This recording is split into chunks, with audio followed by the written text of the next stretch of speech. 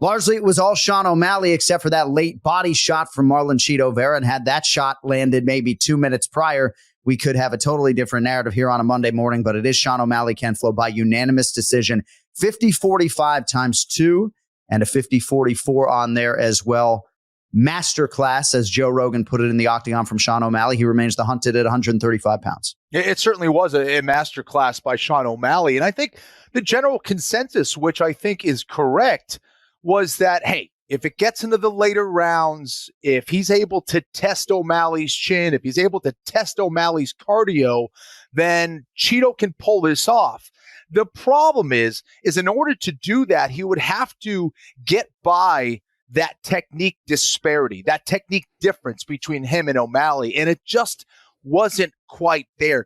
O'Malley is that good, and he's so technically superior to so many guys on the feet, and his length poses such a problem that he doesn't really allow for that to happen. I think there are still some question marks. Hey, if things get really difficult, if we get to those dark places that Gaethje has seen, that Dustin Poirier has seen, will he be able to come back from that? Can he respond through that insane adversity? Well, his technique really doesn't allow it. He doesn't let you get into that range. He's always in superior position to you. His long-range weapons are just that good, and his speed and power are just that good. So O'Malley had a hell of a performance, and that's how you erase a loss that he experienced against Chito Vera, way back a couple years ago now. There are so many angles on the Sean O'Malley front. 12 UFC fights now. Only loss, of course, to Marlon Chito Vera, the fight in which he was injured. But his wrestling and his grappling really hasn't been on display at all in the UFC. Yeah. And part of the reason for that is because a lot of these other athletes can't, as Jason Perillo put it, smother the speed and get inside to take this man down and challenge him in that realm. As we mentioned, going into that Aljamain Sterling title defense, he had an injured rib, and was he forced to grapple that night, maybe he wouldn't have become the world champion, but Aljo couldn't even get it there. And when Sean's takedown defense did have to hold up in that Sterling fight, it did. So in terms of the speed and the athleticism, Kenny, I know you touched on it, but just a huge discrepancy here. And I say that with all due respect to Marlon Chito Vera. They look like they were moving at different speeds, laterally moving forward. And I just think that, sometimes some of these athletes like Sean O'Malley, who did play a bunch of different sports growing up, they're just on a different plane when it comes to overall athleticism. And then they add mixed martial arts experience and training, and they become just on a different level. And it did look like two levels to me. Yeah, big facts, my friend. I think that for O'Malley, his footwork was going to be a problem heading into that one. That was my concern for Chito. And really, that was the story of the fight. And you mentioned the athleticism as well. I think there's a couple things. I think he struggles a little bit with how to put himself in a position to land the strikes and combinations that he wants. He will kind of blitz himself in a position here and there, but O'Malley just knows where to be and when to be there. And certainly the speed was just a huge discrepancy, big disparity there in speed.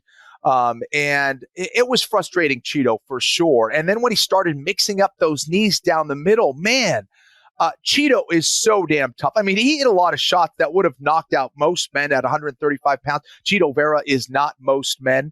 And O'Malley was just able to expose a lot of different things. And it's a variety of weapons, too. It wasn't just his jab. It wasn't just that teep down the middle or the roundhouse. I mean, he was throwing a lot of different variety.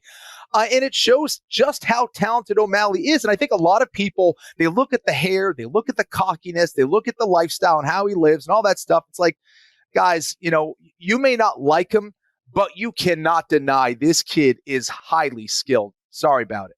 And he'll be the fan favorite, I would think, against most opposition not named Marlon Chito Vera. Although I will say Corey Sandhagen and Merab Dvalishvili have pretty big fan bases, ardent in their own right. But let us talk about that knee, if we could. I'm not sure if Marlon Chito Vera broke his orbital floor or his nose or all of the above. Ken Flo, have you ever broken a facial bone, not playing soccer, but actually training in mixed martial arts or fighting?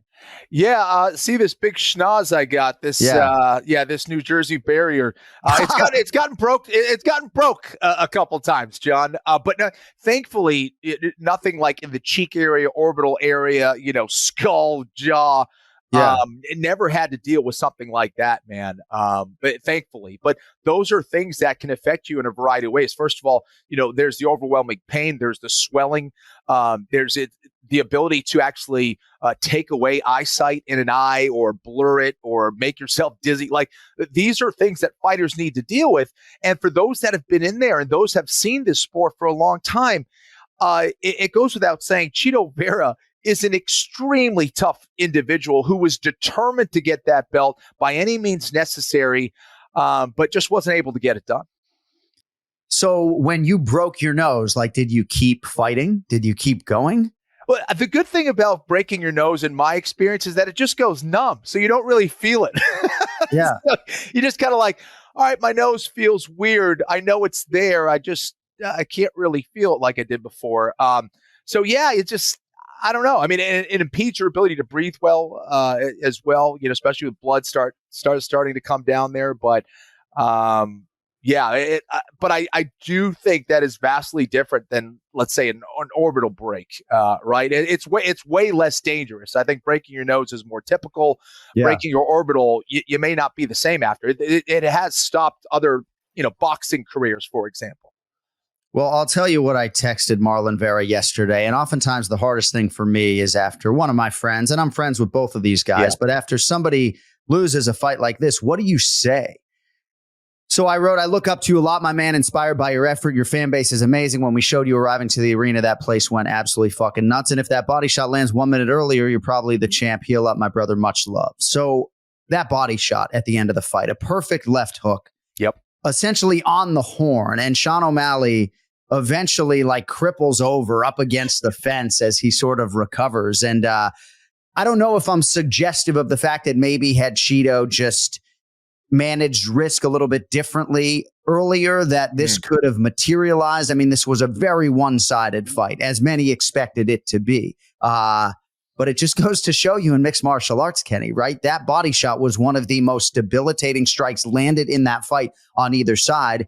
And it was Chito's best shot. It just happened to come literally at the end of the fight. Yeah, it definitely was. And it's definitely one of those shots that will take the wind out of you. It will take your will out of your body. And you wonder what would happen if he did land that earlier. I think that, again, Chito's inability to get off to a great start hurt him here once again. And again, I think that goes back to his footwork, or maybe lack thereof, early on. But, and maybe I'm exaggerating there. Maybe there's something else going on. But, it does take Chito a little while to start to get his rhythm and to find his range. And going the way of the body, I think, would have definitely helped him. It was just very difficult to get on the inside and do things at a high level there against Sean O'Malley. He's just very, very good, man. He really is.